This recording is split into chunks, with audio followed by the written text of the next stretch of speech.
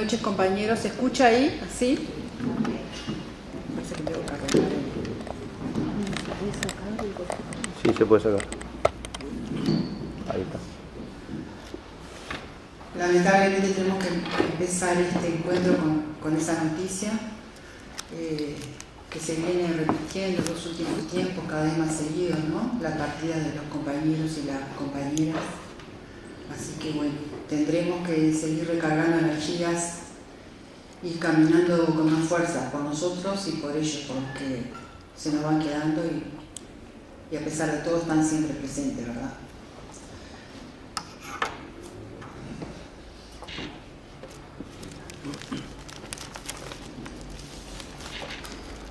Yo voy a tratar de hacer una pequeña introducción al tema de la historia del bebé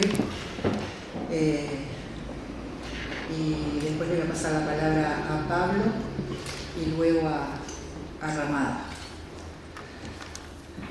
Primero que nada decirles que los que estamos convocando y haciendo estas cosas somos un colectivo de militantes sociales, heterogéneo pero consistente, al que une la convicción de que el bebé Sendik en su teoría y en su práctica sigue vigente.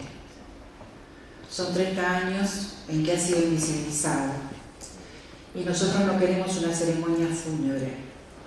Queremos compartir, desparramar su historia y su ideario, principalmente entre los jóvenes. Seguimos creyendo en aquel trabajo de hormiga que tanto pregonaba.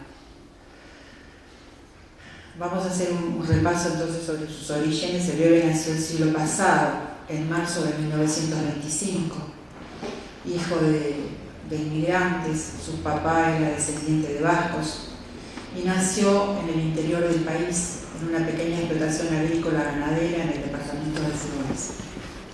A los 10 años se mudan a Trinidad porque se habían fundido con su emprendimiento.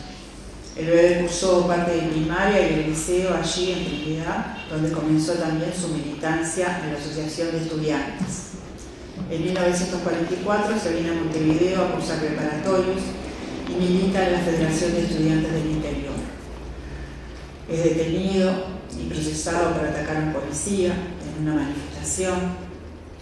En el 47 entra a la Facultad de Derecho y comienza a trabajar en un estudio de abogados. Y allí ya comienza su vínculo con el Partido Socialista. A través de su militancia en la FEU, durante 10 años más o menos va a ser un militante del Partido Socialista. Fue su secretario general en el 50 y al 52, fue su representante en el Congreso de Roma en 1956 y también fue miembro del Buró de la Unión Internacional de la Juventud Socialista. En 1956 deja la universidad y ejerce como procurador, porque no quería ser un doctor, como se decía, ¿verdad? A mediados de los 50, cuando se va al interior, estábamos en el final de la guerra de Corea y se dio por primera vez la balanza comercial negativa. Participa desde muy joven en la Organización de los Trabajadores de los Arrozales. Este trabajo lo impulsa junto con Oroñez Leguizamón, Pedro Aldrovandi, Rodríguez Veletti, Ulteri, y también participa en una marcha de la charqueada hacia Montevideo. Ya en ese entonces las reivindicaciones de los trabajadores eran reprimidas por la policía y el ejército. Reclamar, manifestar, era respondido siempre con cárcel y paliza, apaleamiento. En 1957 se instala en Paysandú y trabaja como procurador y asesor legal de sindicatos en la sede de los sindicatos de Norteña y Paicueros. Organiza el Sindicato Único de Obreros Rurales, SUDOR. Participa también en la huelga de los remolacheros de Paysandú Río Negro y allí también va preso por entrar a las plantaciones sin autorización del dueño en San Javier. En 1958, cuando gana el gobierno de los blancos, se produce la reforma cambiaria y monetaria de Assini, que era el ministro de Economía, y el dólar pasa de 4 a 11 pesos. Y allí también se firma la primera carta de intención con el FMI. En el 59 participa de la Organización de los Trabajadores en el Espinillar en el sindicato URDE, Unión de Regadores y Destajistas del Espinillar, y los asesora en la huelga que llevan adelante. También participa, por supuesto, en la Organización de los Cañeros de Villa Unión y es designado miembro también al mismo tiempo del Comité Ejecutivo del Partido Socialista. En el 60 viaja a Cuba. En este tiempo ella ya venía planteando el tema del no pago de la deuda externa. Nos comentaba un compañero que en ese sentido le ganó de mano a Fidel, porque Fidel, el planteo de Fidel es posterior al del Bebe. En 1961 sigue trabajando en el norte con los cañeros.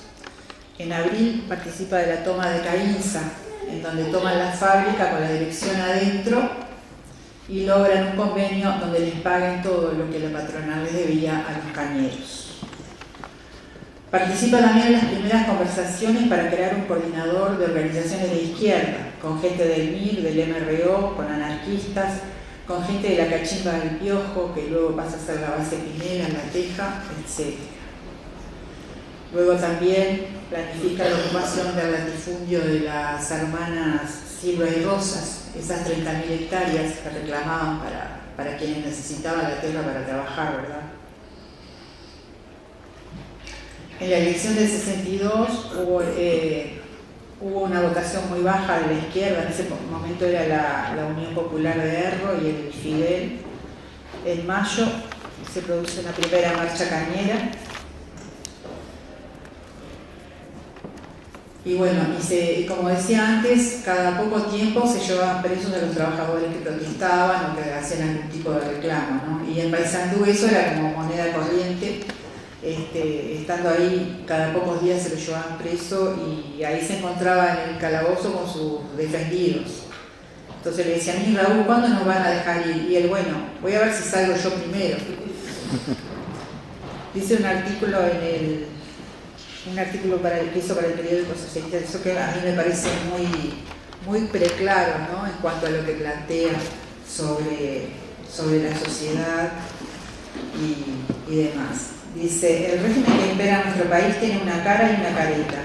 La careta es esa apariencia de libertad y democracia que solo experimenta la gente rica y que se muestra para el exterior. Pero la democracia burguesa en nuestro país, como en todos lados, no resiste la prueba del fuego de la lucha de clases. Aquí ha caído por completo la careta y ha quedado al descubierto una cara siniestra que evoca las macabras fauces del fascismo. Bueno, después en el 63 participa de la acción del tiro suizo y en septiembre pasa a la clandestinidad. También en la toma de la aduana de Bella Unión, y en febrero se viene la marcha por la tierra de Consendí. Cuando llegan a Montevideo reclamando la ley de 8 horas para los trabajadores rurales y la expropiación de los campos de Silva y Rosas, los reprimen y los llevan presos a la cárcel de Miguelete, mientras que en el Parlamento, por supuesto que no hay quórum para tratar la ley de 8 horas, como se reclamaba. En junio y diciembre se producen las primeras acciones del llamado coordinador. En diciembre lo vuelven a detener a Raúl en Argentina. Esta vez estaban haciendo un relevamiento en la zona de Montes y los argentinos los llevan presos y los acusan de que son guerrilleros que van a invadir Argentina porque iban 5 compañeros con un fusil 22.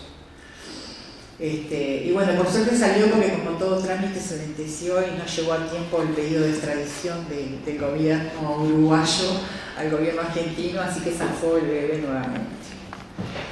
En febrero del 65, otra marcha cañera por la tierra de Consendí. En junio del 65, ese simposio de Parque del Plata, y allí surge el MLN Tupamaros, del que Raúl integra la dirección. En el 67, Raúl redacta las 30 preguntas sobre Tupamaros. En el 68 hay una nueva marcha cañera. En En esa etapa estamos ya en la época del Pachecato, ya se había muerto Gestido y estaba Pacheco, y ya el clima de represión había aumentado muchísimo en todo el país, ¿verdad? La represión, las medidas prontas de seguridad, ya matan a los estudiantes en el 68, en agosto. En octubre se da, en el 69, en octubre, con la toma de Pando.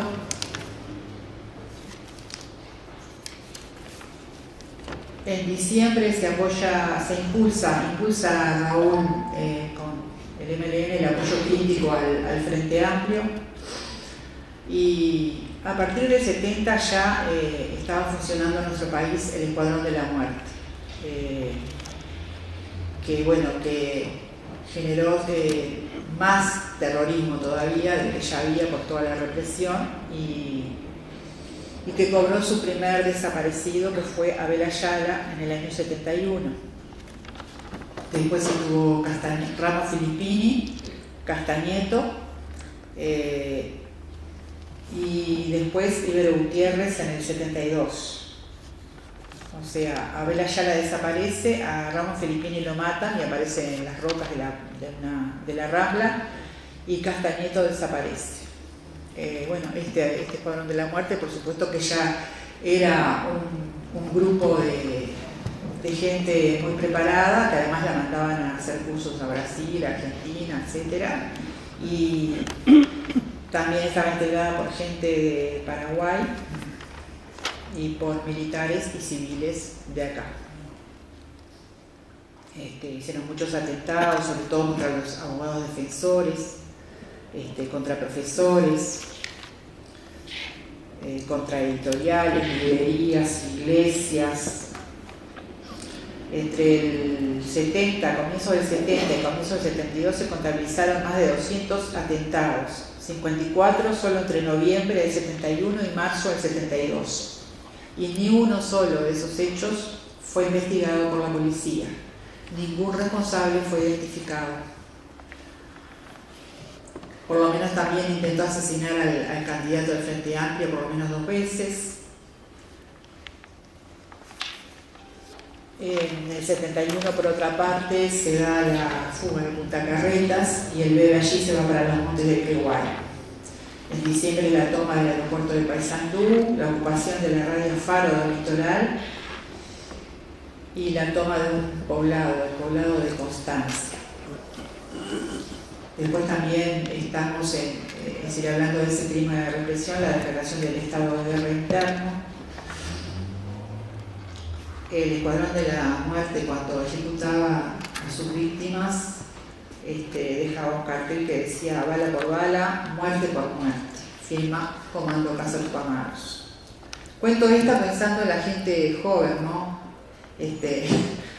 Aunque acá de repente no hay muchos jóvenes, los que están quizás no tienen idea de lo que era el Comando Casa Tupamaros.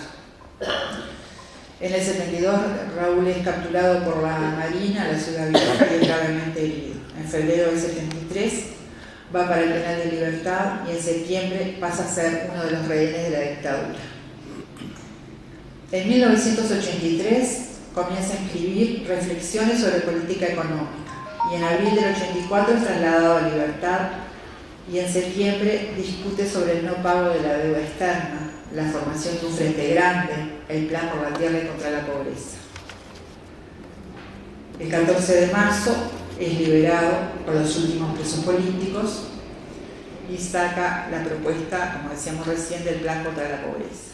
En diciembre participa en diciembre del 86, participa en el acto del Francini. En el 87 recorre el interior, impulsando el movimiento por la tierra. Viaja a Alemania y a Perú a participar de encuentros sobre el no pago de la deuda externa. En el 88 participa en la disposición interna sobre ingreso al frente. En enero le detectan la enfermedad, el mal de Charcot, y en febrero va a París, falleciendo el 28 de abril. El 8 de mayo es sepultado en el cementerio de La Teja, donde lo acompaña muchísima gente. Él decía: escribía en un artículo: desde la colonia, Latinoamérica cumplió el rol de proveedora de materia prima para satisfacer las demandas de un capitalismo naciente. La dependencia, así construida y perpetuada a lo largo de la historia, impone un rol económico específico para los países periféricos. La exportación de materias primas bajo acuerdos con empresas transnacionales, en el marco de una entrega de los bienes comunes y la soberanía nacional. Y la compra de productos manufacturados, en tanto el desarrollo productivo, no va más allá de la extracción de recursos para su venta a las grandes potencias. Y dice: nuestros frentes de lucha están ahí: distribución de la tierra y mejoras para el trabajador rural, terminar con la banca privada en manos de extranjeros, terminar con la sangría del pago de la deuda externa, volcar esos recursos y lo quitado a los especuladores para un aumento general de salario que traiga el consiguiente ensanchamiento del mercado interno, que las industrias y comercios endeudados con la banca pasen a los trabajadores, amplitud sin diluir la plataforma de lucha. A la salida, Raúl siguió planteando volver a la unión del pueblo por abajo y profundizar esa conciencia solidaria y socialista que permitió salir colectivamente de la dictadura y de la miseria que nos trajo. Construir en los hombres millones de columnas donde se pudiera acentuar esa sociedad socialista. Un frente grande construido desde abajo por los de abajo. Una unidad sin exclusiones. Y la cuestión es, decía, unidad para transar o unidad para cambiar, pero no transar con los que transan. Hoy podríamos decir que la lucha por el agua, contra la contaminación, contra la discriminación, contra la extranjerización de la tierra, contra la impunidad, es la mejor manera de mantener viva su lucha y su entrega. Hoy el Bebe andaría por ese mismo trillo, peleando por esas cosas. El Bebe Sendik es nuestra tierra, es pueblo, es peón rural, es chacrero, es mujer rural, es trabajador, explotado y explotado. El Bebe Sendik fue y es revolución. Gracias.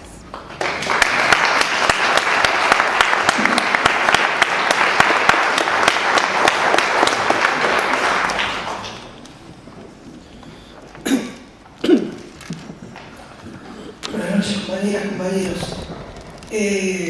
Bueno, cuando se planteó la posibilidad de que habláramos hoy, definimos algunas ideas base de lo que queríamos plantear.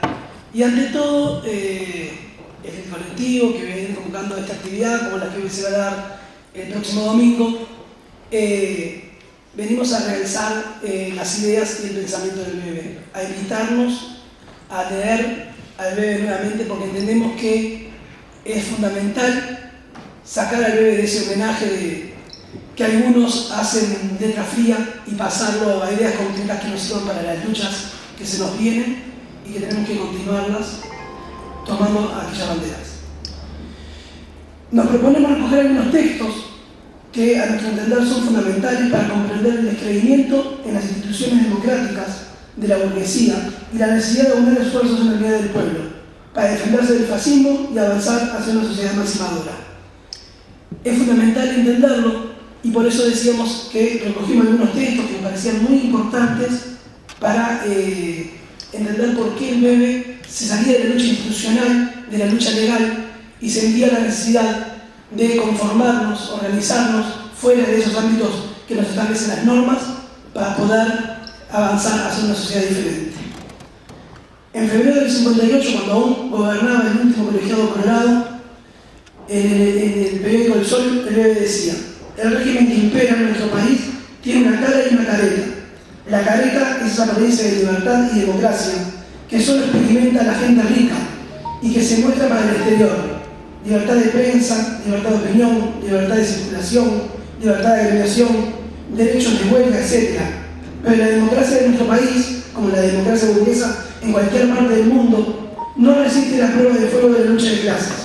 Ante la mínima amenaza de los intereses capitalistas, una huelga obrera, por ejemplo, se esfuma hasta el último rastro de democracia.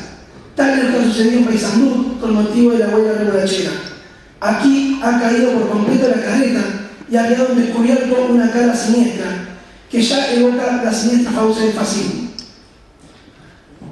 Este artículo de nosotros es llamativo cuando lo empezamos a buscar y rastrear. No encontramos los textos completos, encontramos textos parciales, lo cual nos preocupa en lo personal porque que no estén los textos completos del Bebe, de un referente revolucionario, de un referente guerrillero, al alcance de cualquiera de nosotras y nosotros, debe ser motivo de preocupación, de alarma y de ocuparnos del tema para poder que sigan esas ideas vigentes escritas en algún lado. De lo contrario, corremos riesgo que las ideas se pierdan y queden algunas imágenes simplemente perdidas. Aún cuando estaba lejos el golpe de Estado, 10 años antes del Pachecato, ya Raúl, desde la experiencia misma de los sectores más empobrecidos y aislados, afirmaba que las democracias burguesas no dudaban en reprimir cuando el pueblo atacaba los intereses del capital. Hoy vemos lo mismo. Cuando se limita por decreto la opinión formada por la academia respecto a la contaminación del agua, con el decreto antipiquetes, prohibiendo los cortes de calle, limitando el derecho a huelga o el derecho a ocupación, prohibiendo la ocupación del Instituto de Colonización por un conjunto de trabajadores asalariados que reclamaban sus tierras para poder producirlas, atacando las organizaciones sindicales y sociales no afines a los gobiernos, infiltrando las marchas, haciendo detenciones ilegales de militantes sociales y una larga lista de actos del Estado del siglo XXI. Esto ha dejado descubierto su verdadera cara, que no tiene que ver nada que ver con los colores que estén a cargo del gobierno, sino con la naturaleza misma del Estado capitalista y burgués.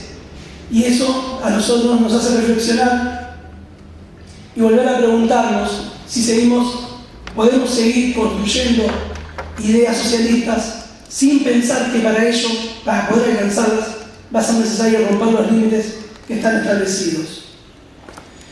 El 22 de marzo de 1963, de vuelta en el periódico El Sol, el Bebe escribía, bajo el título de Un revuelo en la Constitución, un artículo después de la experiencia vivida con una detención preventiva que se hacía, según se le dijo a los compañeros detenidos, porque eran peligrosos, porque a lo mejor hacer una huelga preventiva, una movilización o una huelga en apoyo a los trabajadores de UTE.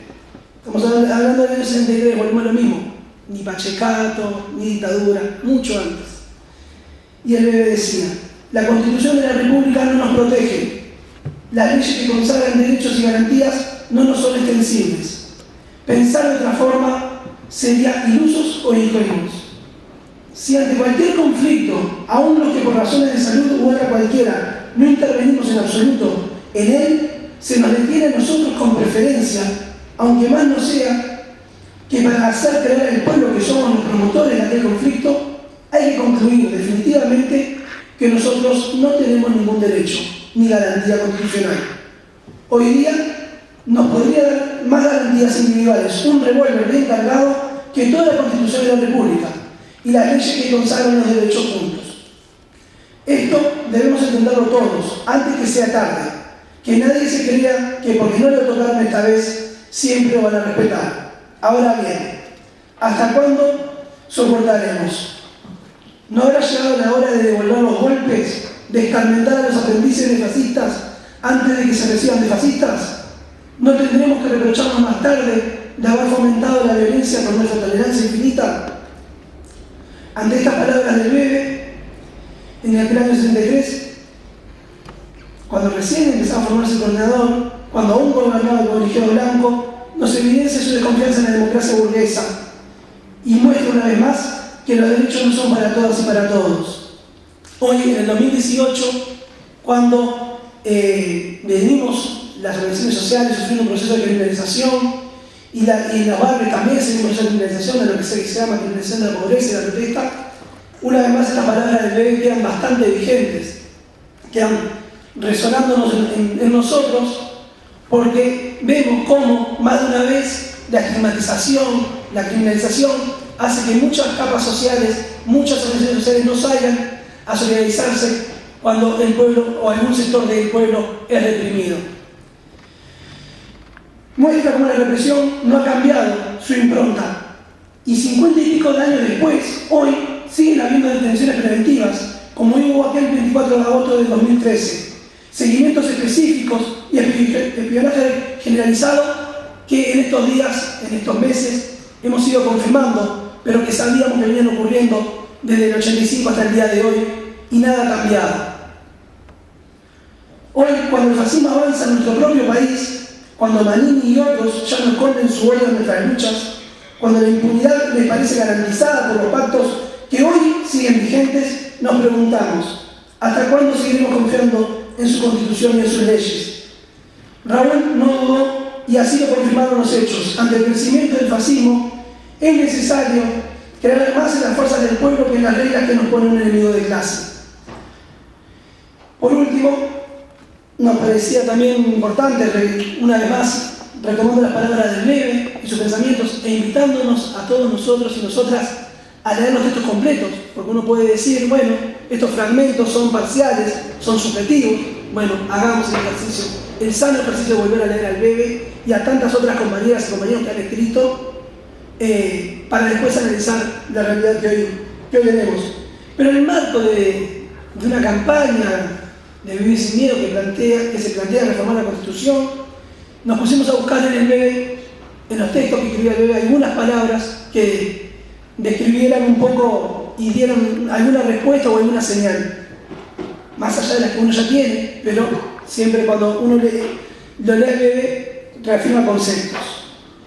En ese sentido también podríamos leer la descripción que hace el Bebe de la policía uruguaya en Esperando al guerrillero, el artículo que mencionaba recién Nidia.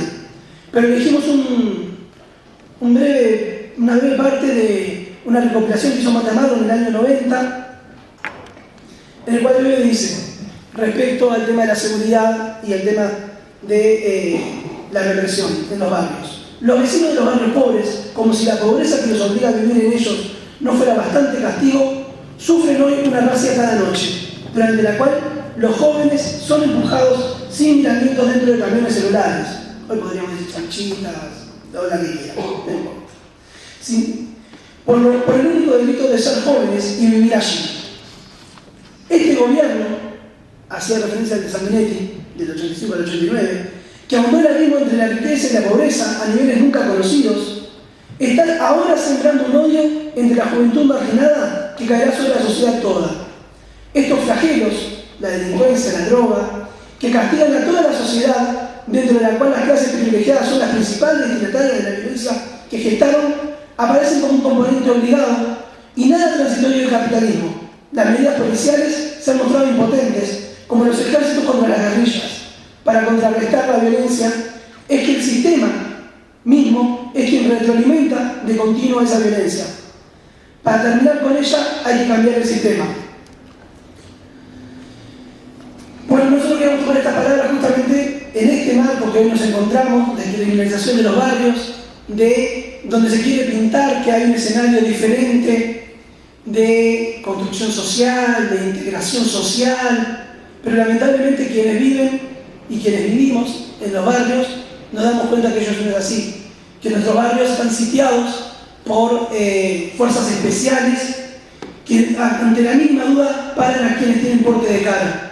Un informe revela que de cada 100 detenciones que hace el PADO hoy, solo dos de esas tienen alguna vinculación con el mundo del delito. Por tanto, las otras 98 personas son molestadas, agredidas, violentadas, sin poder transitar libremente por sus calles.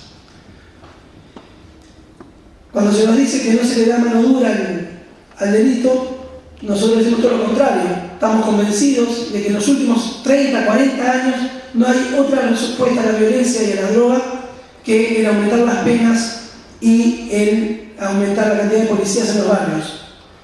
Hay que leer al Bebe, nosotros tomamos el laburo de poner a leernos y encontramos varios artículos donde en el 89 el Bebe decía que había que tratar el tema de las drogas, había que tratar el tema de la delincuencia con trabajo, con construcción social, tejiendo redes sociales, incluso de una forma muy científica lo plantea en algunos momentos, que evidencian que este problema lo venimos sufriendo hace muchos años y que no se soluciona de ninguna de las maneras que están planteadas por el sistema político hoy. Por último, queremos hacer mención a que la mayor parte de quienes estamos acá sabemos lo que pasa en los barrios, sabemos que están sitiados, sabemos de la violencia simbólica y real, donde la policía determina si hay o no hay una escuela hoy en el barrio, o si funciona el centro de salud o no funciona. Aquello de las luchas sociales, aquello de la integración social, hay que verlo, hay que profundizarlo, hay que discutirlo. Hoy no podemos ser ajenos, menos aún sumarnos a la histeria que nos venden desde los medios, con información selectiva y proporcionada por el Ministerio del Interior. Pues es el caldo de cultivo para las propuestas que una vez más quieren plebiscitar para que luego las culpas caigan sobre el pueblo. Hasta acá lo que teníamos un poco armado para decir hoy y bueno, quedan muchos temas pendientes, pero me parece importante dar la palabra a Jorge y después seguir agregando a este debate todos, remarcando las ideas y la vigencia del pensamiento de revolución. Muchas gracias.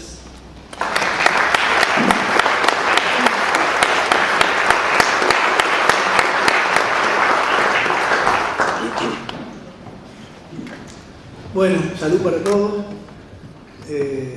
Yo me quería remitir brevemente a señalar algunas cosas que creo que son las puntales de lo que fue la trayectoria y el pensamiento del Bebe.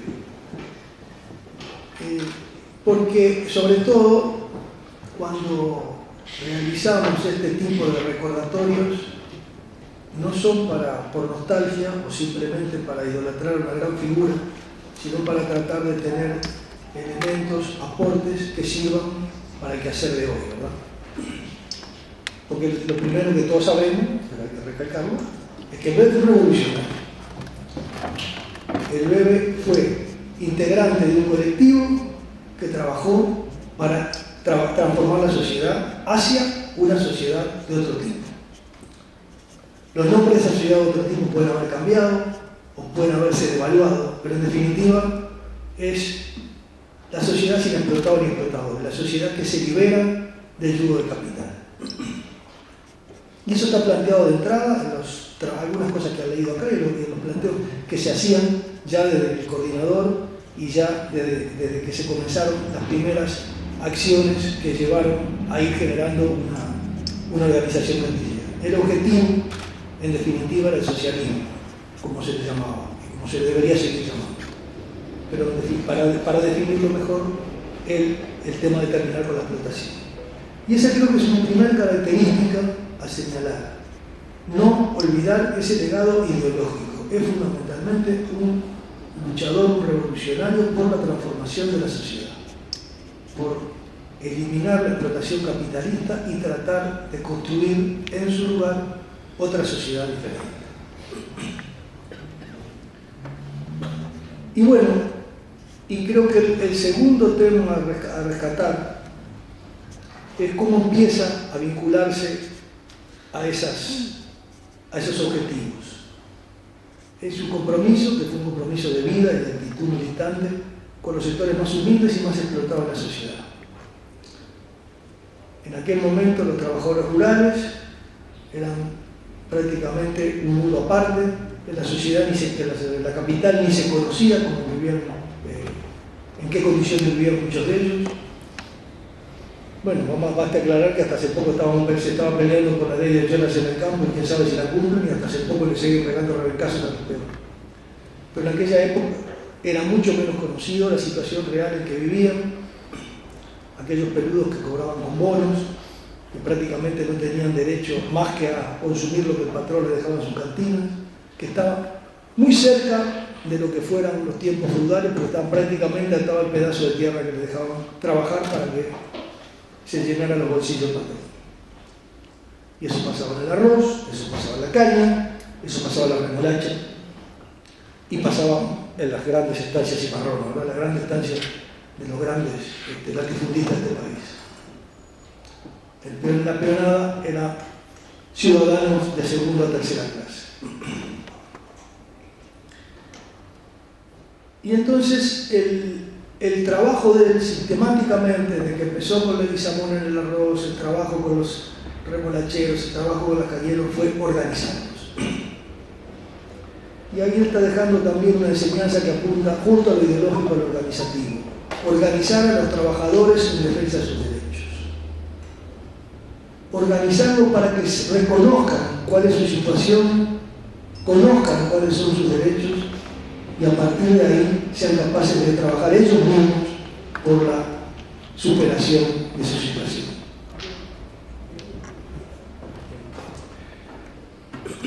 agradecer.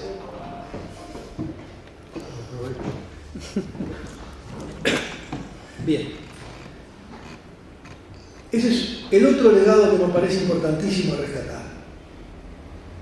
La liberación de los trabajadores solo será posible con la organización y la lucha de los trabajadores mismos. No va a venir de afuera, no va a venir con iluminados, no va a venir con grandes proclamas, sino va a venir en la medida en que los trabajadores sean capaces de reconocer sus problemas, sus derechos y pelear no solo por sus derechos concretos que puedan tener en esta sociedad, un mejor salario, una mejor condición de trabajo, etc., sino por hacerse dueños del trabajo. La consigna aquella, la tierra para que la trabajen, directamente vinculada a los trabajadores del campo, también podría sumarse de decir la fábrica para los que la trabajan. Es decir, solamente cuando los trabajadores son conscientes que son capaces ellos mismos de administrar su fuente de producción, su medio de producción y llevarlos adelante y organizarse en base a ellos, pueden generar esas columnas que hablaba el Bebe, en las cuales poder apoyarse para la transformación de la sociedad. Esa es otra constante de su trabajo. Lo hizo sistemáticamente en todos esos lugares en los que fue. Y el tercero que yo quería recalcar es un poco lo programático que nos deja. A partir de las consignas levantadas en los primeros tiempos y a partir posteriormente de los escritos cuando salió de la cárcel. Ahí encontramos una continuidad. Ya no se trata de aquel momento en que la agudización de la lucha de clases en el país llevó a los enfrentamientos y llevó a que la lucha guerrillera alcanzara un grado importantísimo y pusiera en jaque el gobierno, sino que se trata de un periodo posterior donde tras la salida de la dictadura se ha endiosado la democracia, porque eso es real. Los horrores de la dictadura sirvieron para endiosar la democracia y para hacerle ver a la gente virtudes que en realidad no tiene. En esa condición, él nuevamente hace un hilo conductor con aquellas cosas y levanta determinadas propuestas. Una vez más llama a organizarse en la lucha por la tierra, pero sobre todo levanta lo que han sido las propuestas más conocidas de él en cuanto